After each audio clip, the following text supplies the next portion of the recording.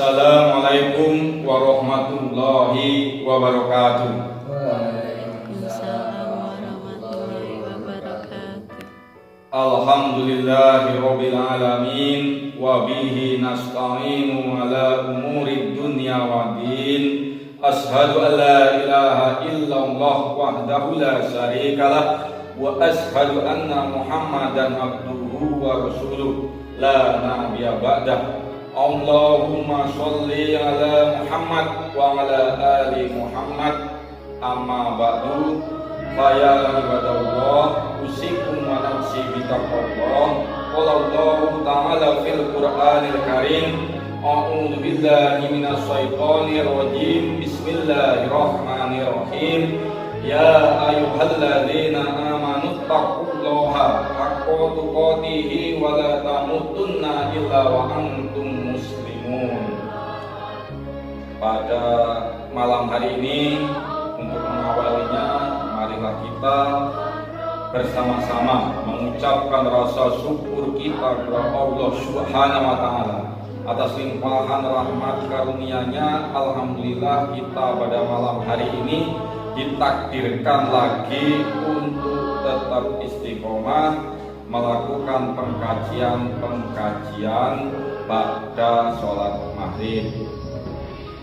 Selanjutnya sholawat serta salam semoga oleh Allah tetap dilimpah curahkan kepada junjungan kita Nabi Allah Nabi Muhammad Sallallahu Alaihi Wasallam, juga kepada sahabatnya, kepada keluarganya, dan juga kepada seluruh umatnya termasuk kita semua. Baiklah, pengkajian pada malam kali ini Bapak akan membacakan tentang pokok-pokok pemikiran dan wawasan keagamaan Kiai Haji Ahmad Dahlan. Saya akan mulai dari awal ya. Siapa itu Kiai Haji Ahmad Dahlan? Kiai Haji Ahmad Dahlan adalah tokoh pergerakan Islam ya, yang lebih menyukai gerakan amal ya. Tetapi ini juga Kiai Haji Ahmad Dahlan juga adalah seorang tokoh pendiri Perserikatan Muhammadiyah yang didirikan pada tanggal 18 November tahun 1912 Masehi. Gerakan Amaliyah Kiai Haji Ahmad Dahlan ini menjadi kelebihan karena menjadi solusi kebutuhan mendesak umat Islam akan adanya upaya pemberdayaan umat untuk mengentaskan mereka dari kondisi kebodohan, kemiskinan, dan penjajahan saat itu. Maksud saat itu saat zaman Kiai Haji Ahmad Dahlan. Ini meski tidak meninggalkan banyak tulisan yang Ahmad Dahlan ini, namun masih ada catatan tentang pemikiran Kiai Haji Ahmad Dahlan yang dimuat dalam dokumen naskah terbitan Hofdestur Taman Pustaka pada tahun 1932 Masehi. Menurut Majelis Pustaka, dokumen tersebut adalah pemikiran orisinil, pemikiran asli Kiai Haji Ahmad Dahlan yang isinya adalah sebagai berikut tentang pokok pemikiran ini Kiai Haji Ahmad Dahlan. Yang pertama, pandangan Kiai Haji Ahmad Dahlan dalam bidang akidah sejalan dengan pandangan ulama salaf. Ulama salaf yang dimaksud di sini adalah mereka yang merupakan 3 generasi pertama umat Islam, terdiri dari sahabat Nabi Shallallahu Alaihi Wasallam, tabiin dan tabiut tabiin. Ini bisa diartikan bahwa Kiai Haji Ahmad Dahlan secara rigid penganut paham yang sejalan dengan paham akidah yang dianut oleh 3 generasi muslim awal tersebut. Paham dimaksud adalah pemahaman akidah seperti yang tertera dalam Al-Quran dan Sunnah. pemahaman akidah yang murni seperti termaktub dalam dua sumber hukum Islam tersebut tanpa pengurangan dan penambahan. Inilah yang menjiwai gerak langkah Kiai Haji Ahmad Dahlan dalam memimpin Perserikatan Muhammadiyah. Meski pernah ada kritik terkait dengan amaliyah ibadah, maksudnya fikihnya, Kiai Haji Ahmad Dahlan yang konon katanya ternyata sama dengan yang dilakukan oleh kebanyakan umat Islam saat itu, namun tidak bisa dibantah bahwa semangat dan paham akidah yang dianut Kiai Haji Ahmad Dahlan sangat berbeda dengan kebanyakan umat Islam di Jawa pada masa itu. Itu adalah pokok pemikiran yang pertama. Selanjutnya pokok pemikiran kedua, yaitu beragama adalah beramal. Kiai Haji Ahmad Dahlan lebih suka mempraktikkan ajaran-ajaran Al-Quran dan Sunnah daripada menulis atau sekedar menghafal saja. Dengan kata lain, menjalankan Islam itu harus diwujudkan dalam tindakan nyata, bukan sebatas kata-kata, termasuk mengorbankan harta benda untuk perjuangan Islam. Inilah yang kemudian menjadi argumen bagi langkah-langkah Kiai Haji Ahmad Dahlan untuk lebih mengutamakan beramal nyata. Amal-amal yang diwujudkan oleh Kiai Haji Ahmad Dahlan selain yang bersifat ibadah khusus dan individual, juga amal-amal sosial untuk mengatasi persoalan-persoalan umat saat itu, umat Islam saat itu. Di kemudian hari, amaliyah tersebut dikenal dengan istilah amal usaha Muhammadiyah atau AUM, yang berwujud antara lain seperti panti asuhan, sekolah-sekolah, perguruan tinggi, poliklinik, bahkan rumah sakit. Maka saat ini semangat beragama dengan beramal itulah yang menjadi salah satu ciri khas warga Muhammadiyah. Betapa bukan menjadi perkara yang memberatkan hati bagi sebagian besar warga Muhammadiyah jika harus berkorban waktu, tenaga, dan harta benda untuk mendukung syiar agama dengan mendirikan AUM atau amal usaha Muhammadiyah dalam berbagai bidang. Inilah yang sekian lama sering tidak dipahami oleh sebagian besar umat Islam di Indonesia. Mengapa demikian mudah untuk membangun amal usaha bagi warga Muhammadiyah?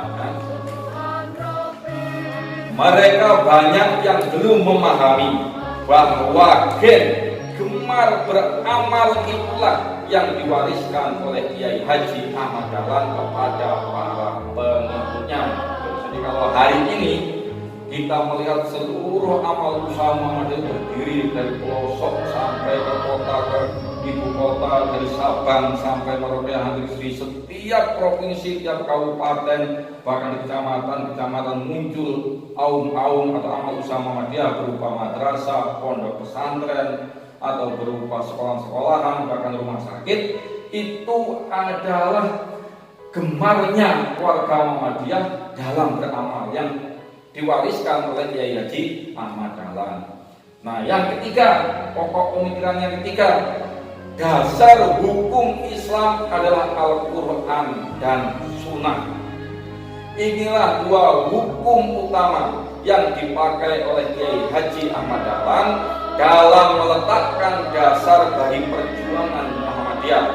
Jika dalam kedua dasar hukum tadi belum diketemukan hukumnya, maka menggunakan penalaran melalui ijtihad, sedangkan ijma' dan qiyas sebagai referensi. Itu yang ketiga.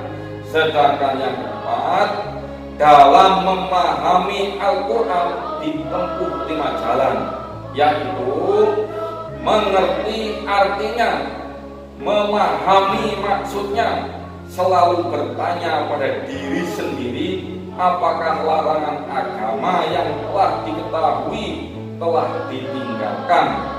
Apakah perintah agama yang dipelajari sudah dikerjakan?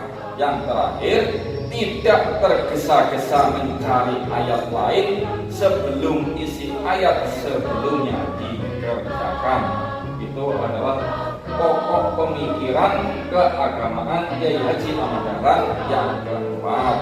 Sedangkan yang kelima, bahwa tindakan nyata adalah wujud konkret dari penerjemahan Al-Quran, dan organisasi adalah wadah dari tindakan nyata tersebut.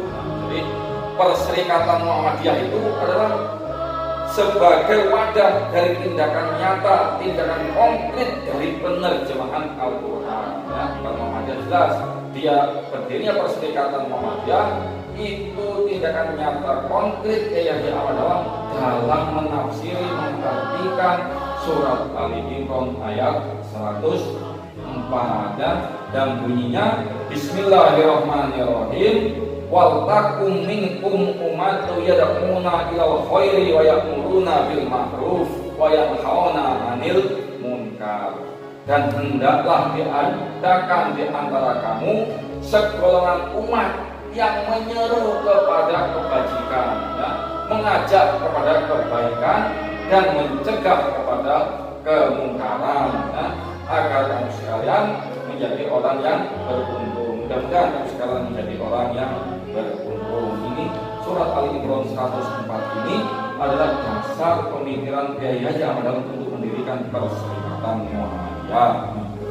Untuk memperoleh pemahaman yang demikian, ya, orang Islam harus selalu memperluas dan mempertajam kemampuan akal pikiran dengan logika. Inilah perbedaan Kiai Haji Ahmad Dahlan dengan sebagian besar umat Islam saat itu, bahwa Kiai Haji Ahmad Dahlan adalah sosok yang sangat terbuka, mau menerima pembaharuan sepanjang itu sesuai dengan Al-Quran dan Sunnah, logis dan membawa kemaslahatan bagi umat. Suatu hal yang tidak terdapat dalam diri para tokoh umat Islam saat itu di Jawa khususnya. Para pemuka agama Islam saat itu lebih suka mengajarkan sebagai suatu warisan pusaka yang keramat, hanya pantas untuk dibicarakan, disanjungkan tanpa penerapan konkret dalam kehidupan sehari-hari, apalagi untuk memecahkan persoalan umat Islam yang sangat berat dan kompleks. Itu pokok pemikiran yang kelima. Sedangkan yang keenam, sesuai dengan dasar pemikiran bahwa seseorang itu perlu suka dan bergembira, maka orang tersebut harus yakin bahwa mati adalah bahaya. Akan tetapi melupakan kematian adalah bahaya yang jauh lebih besar dari kematian itu sendiri, ya. Jadi yang nomor 6 perlu diingat, dipahami yang nomor 6 ini. Yang ketujuh, kunci persoalan kehidupan adalah peningkatan kualitas hidup dan kemajuan yang sedang berkembang dalam tata kehidupan masyarakat. Sedangkan pokok pemikiran yang ke-8, pembinaan generasi muda kader, ya, dengan jalan interaksi langsung. Sedangkan pokok pemikiran yang ke-9 yang terakhir, ya, yang dapat dicari, ya, pokok pemikiran yang adalah ini 9, strategi menghadapi perubahan sosial akibat modernisasi adalah merujuk kembali kepada Al-Quran, menghilangkan sikap fatalisme dan taklid. Fatalisme dan taklid inilah yang menjadi penghambat seseorang atau kelompok masyarakat untuk menerima perubahan atau pembaharuan, apalagi jika sudah menyangkut urusan agama, satu hal fundamental bagi orang Indonesia. Ini Bapak hanya membacakan, ya, adalah membacakan tentang pokok-pokok pemikiran dan wawasan keagamaan Kiai Haji Ahmad Dahlan yang sudah ditulis oleh beberapa orang-orang di pendiri Muhammadiyah itu dan disimpan sudah menjadi pokok pikiran Kiai Haji Ahmad Dahlan. Ya. Barangkali ini saja yang bisa Bapak sampaikan, ya, yang Bapak bacakan. Nanti bisa kamu baca lagi, ulang lagi, dipahami. Untuk apa? Jika ini menjadi pokok pikiran yang baik, diteladani, ya, diteladani. Jadi kalau kamu belajar ayat, belajar ayat, membaca Al-Quran, diartikan, ditafsirkan, maka diterjemahkan dalam wujud nyata. Ini pokok-pokok pemikiran dan belajar itu ya seperti itu, ya. Jadi tidak hanya sekedar belajar, tahu, tetapi tidak diamalkan. Pengamalan itu puncaknya, ya.